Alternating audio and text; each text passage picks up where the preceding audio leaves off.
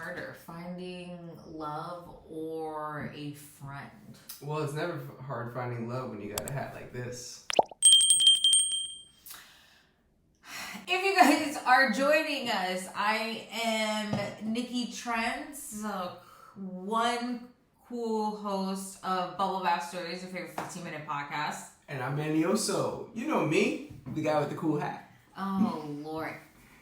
Anyway, let's get to it, because there's a lot to unpack on this episode. So you know that meme where it's Milhouse's mom looking out the window and Milhouse is on the seesaw and yes. he's sitting by himself? Yes. And I like using that meme, and I'll put a caption that says, "This is me and all my friends I've met in New York since I moved here." And if you follow us on Instagram, subscribe. You would have seen that because it actually made me really laugh, and it's actually the inspiration for an adventure we went on. Yeah, that Manny took me on. Let me just tell you what I let this guy talk me into. Tell them about this event. So I was scrolling on this app. I don't know if you ever check it out, Fever. It gives you a lot of different events that go on. And I saw something called speed friending. I've seen this before, actually. I checked it out a few times, like on all these different apps, these event pages and stuff. And it's always on a day I gotta work. So, yes. You know, and we've talked about it before. We always said, let's try to go to one of these one day, you know? Yes, we if do. the stars align. Yeah, we do joke about not having any friends. Yeah, and so I decided to do it. You know, something about it just intrigued me. And let's be honest, I don't know personally a lot of people in New York that are not connected to Nicole. Yes, that is also true. So I said, let's do it. And I made her come with me, you guys. Yes. And there's definitely a video to show you kind of how terrified I was. I learned a lot about myself doing Okay, so you know speed dating. That's where they set you up in a room. They have a certain part of the group sit down, and another part of the group rotate to meet different people the whole time. Yeah. Right? And it's supposed to be like you hit like 30 different dates in like one day, right? There was not 30 people there. No, which made it awkward. I think if there was more people, I would have felt less awkward. You know, TV really sells you into thinking that, you know, that a lot of people are going to be wanting to do this or something. Yeah. I figured in one of the most populated cities in the world, I was bound to find a room full of people who had the same thing to do that night. Yeah. And there weren't that many. What do we have? Like 8? No, stop it. It was 8 people? 4, 8, 10? 16. 16 people? Because there had to be groups of 4. And there was only 2 tables that had 3. No way we had 16 people. Anyway, it doesn't matter. But it definitely wasn't 10. Yeah. Anyway. So it was an awkward amount. It was awkward, but it was something different to do. You know, I decided to go and see if I could have a bunch of different conversations in one night. We got there, and like I said, there wasn't as many people, and also I was the only one drinking. Okay, what's up with that? So meanwhile, here's where they fucked up. The bar was cash only. Yeah. So then you had to like go downstairs to the ATM. Cash out. It was like a whole fucking thing, which is whatever. Fair warning, we did not disclose to anyone that we are a couple. We didn't. We decided to keep that secret. Right. And not because anybody asked. Yeah. Secret's a bad word. Right.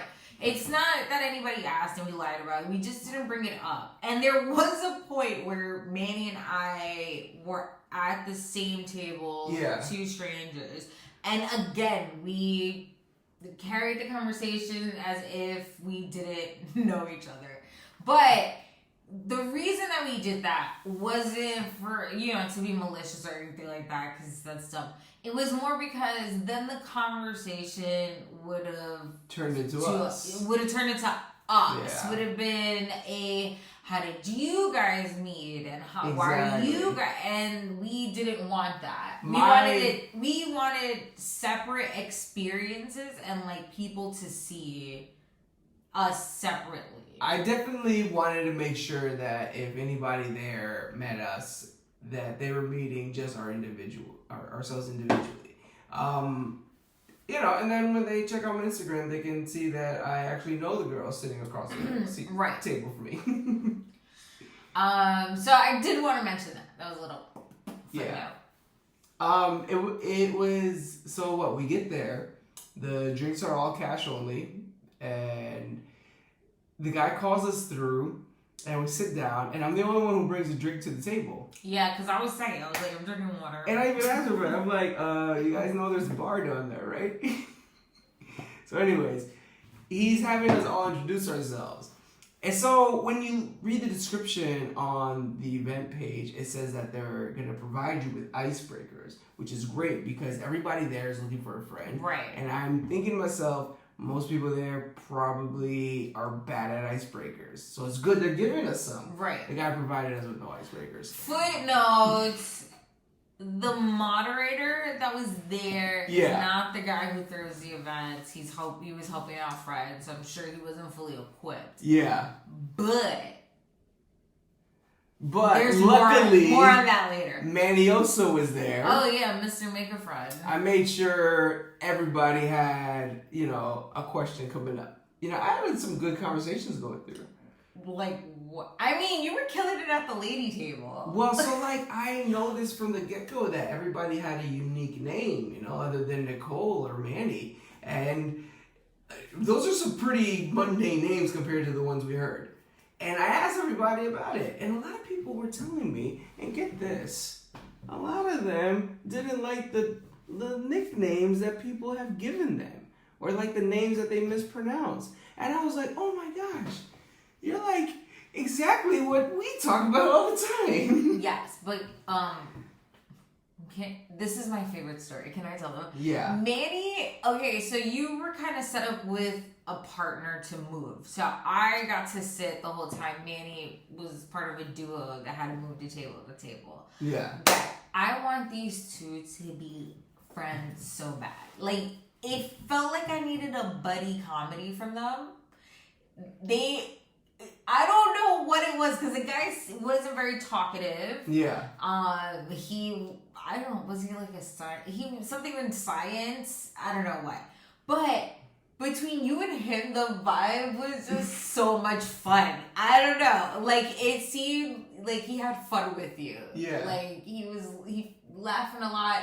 It seemed like you guys knew each other a long time. Like, you guys were there with each other. Well, you know, that's crazy because there was one guy in the group, too, that I asked him about all the stuff that he does, and everything sounded interesting. I was like, I did not find somebody that wants to go with you to a Halloween night Harry Potter event. Yes. I'm like, bro, text me and tell me how that was. Another girl, I thought it was pretty interesting. She was into spatial holistic therapy. I had heard about it before, actually. And I didn't get a chance to sit at her table because I wanted to ask her about it. Oh, you didn't? No. She was nice. She, too, made a comment about how she was young. Yeah. So, I mean, she's very positive. There was a handful of people. I love that. So there was a handful of people, and we got a chance to sit down, talk to everybody, and it got to the end, and I asked, I think I was the only one who was asking, too. I was like, so are we going to get, like, a list of phone numbers? How do we decide if we like the person or not? Yeah. And everybody's looking at me, and I'm like, because like in a speed dating thing, right? You get emailed the person's contact info, but we're all adults here. Yeah. So it's like, do we all like each other? And then this one girl says, "Let's do a text chain," and I was like, "Oh my god, what did I do?"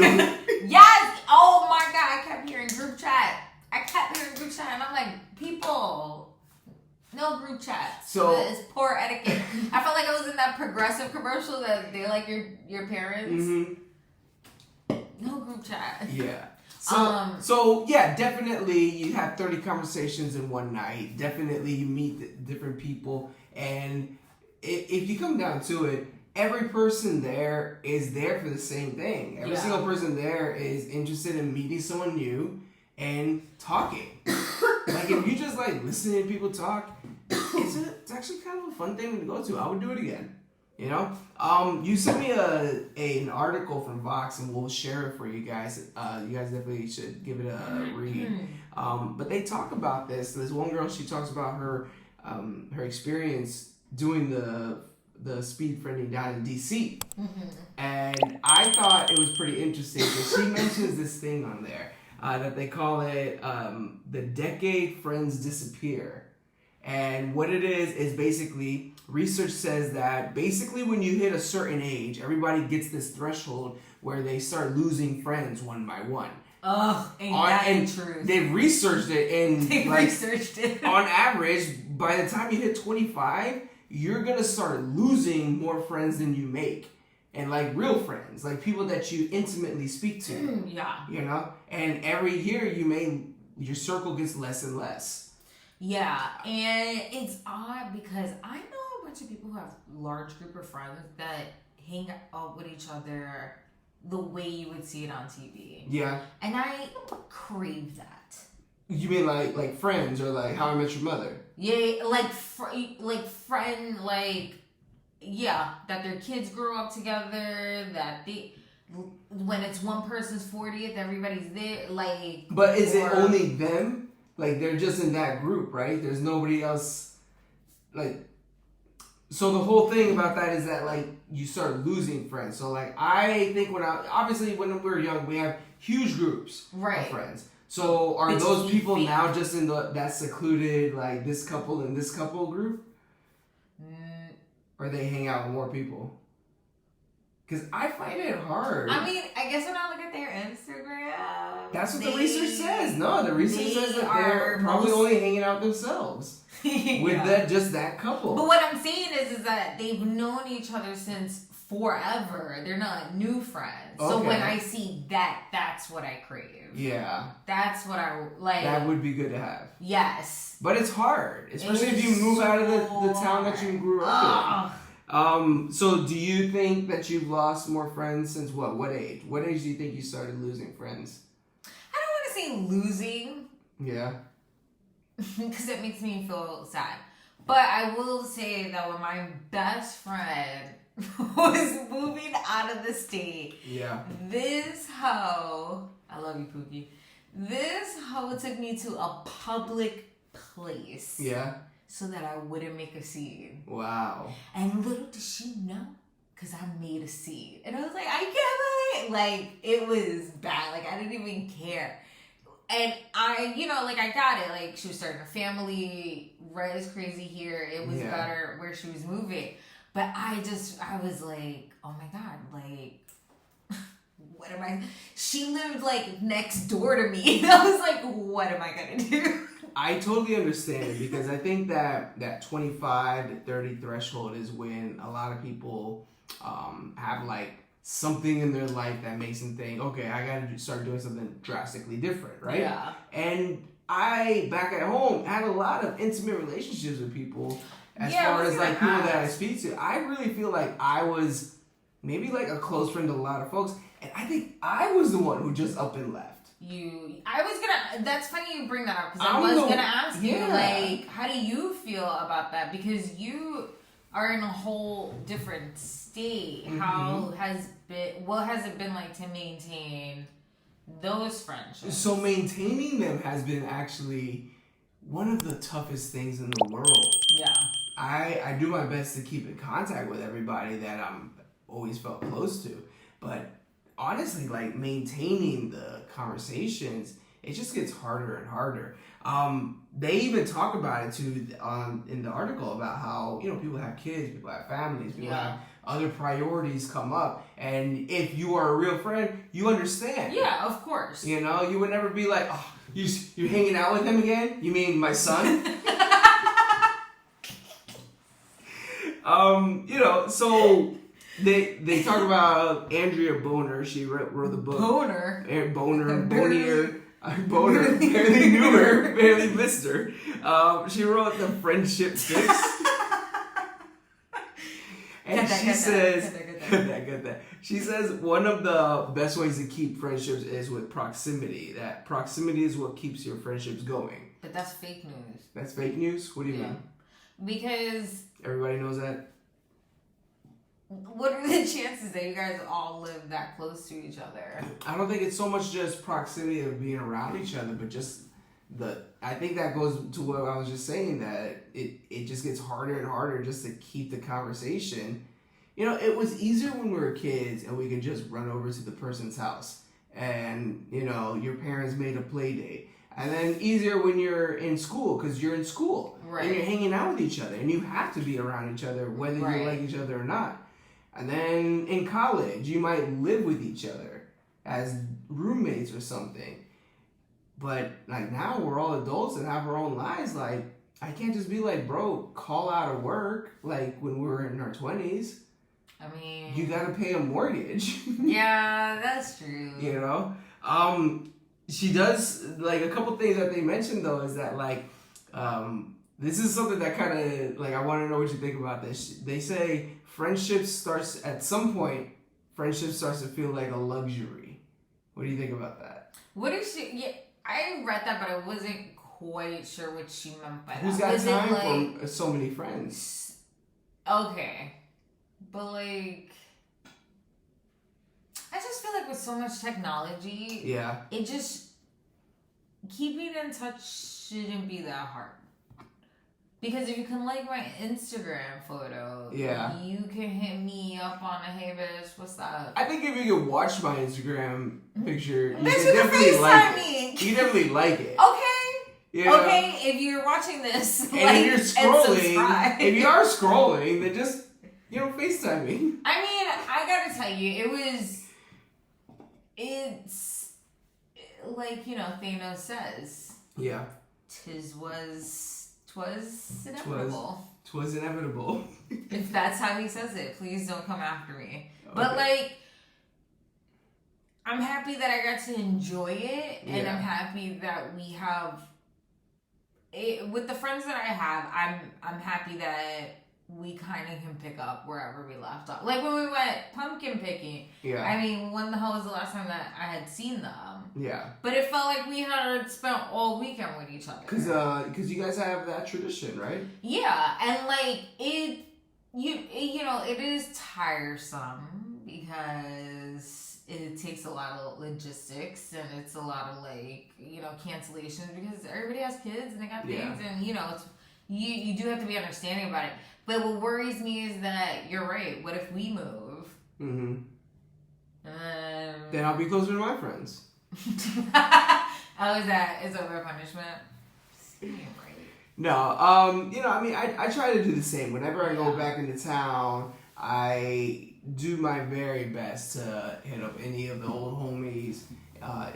It just at least pass by.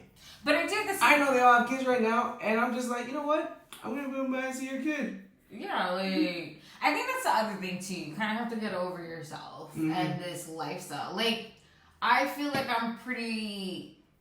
I've done all the partying. I did all that. I feel like it's okay. Like a Saturday night at a Chuck E. Cheese sounds mad fun. Let's go do that. You want to hang out with the kid? Like that to me feels better because we're creating memories. But when we were at this friend thing, I also learned how terribly hard it is going to be for me to meet new people. Yeah. If we move. Yeah. Yeah. Like, it's going to be really hard for me because to me, I just feel like my focus is kind of maintaining the friends I have because of the history, as opposed to having to do all the work and starting over and doing all of that. I think it's harder to make new friends the older you get because, you know, when you're younger, it's like you're power in numbers. No, it's like you don't know so much about people, right? So anybody who's nice to you, you're like, we're friends. But the older you get, the more you know about people's BS. Yeah. And the less you're willing to accept in your circle. Yeah. And it just becomes someone like myself who completely left their circle to something new. I have such about things that it's hard to let anybody in. Really, mister? If you guys, we're gonna do a callback to Nightmare Destination Nightmare. Well, homeboy over here was making friends from every fucking stop. Having a conversation with it's like the speed dating thing. Having a conversation with somebody, you know, just sleep with them for the night is way different than being like, I can't wait to text them back. You know what I mean? Yeah. Did you hit anybody up? No, not yet. But they didn't hit me up either. And that's another thing, right? Like, who makes the first move? Yeah, right. And like that, you know, that whole tug of war of like, well, it takes two, because I definitely give my number to two people. And then it's like, you feel like, I'm an adult. Like, I'm just saying hi. But why am I saying hi? Yeah. Oh, by the way, fun fact. Manny over here jokes, well, imagine we go there, we meet all these cool people, and we ask them where they live, and they all say Jersey or Long Island. And I'm like, I was like, fuck around, find out. Guess where most of these motherfucking people lived? Jersey. Long Island. The Bronx. The one person who lived in Ridgewood. We didn't get her info. Ah! I did give her my number, so I hope she texts. But, exactly. She hasn't text you back either. Oh my god, you're so strong. My bad. Yeah, man, I haven't hit anybody up. Okay, so $20. $20. Would you do a speed for anything again? No. For the opportunity to meet your next best friend, would you spend $20? No, I wouldn't do that again. Really? Yeah. You know what? I would. I know, because you're brave. I would spend $20 to meet my next best friend. So, I'm gonna go to another one, and I think you should. Know. I think you should go to another one. I'm gonna go to another one until I meet someone, and I'm like, what? Let's go get a drink. That guy that you were partners with, I really hope you guys connect somehow, because it was adorable when I watched you guys have fun. Anyway, if you guys want to check out more of like how I was throwing up in my mouth the whole time during the anticipation of this event, you can catch that video on our YouTube page, along with our Facebook page, our Instagram page, and our TikTok page at Bubble Bath Stories. If you want to know what we're up to, you can find me at Nicky Trendz on IG. You can find me at Got No Time For This on IG. And if you're looking for official merch to join the conversation in style, you can go to our website, bubblebathstories.co. Until next time. Bye.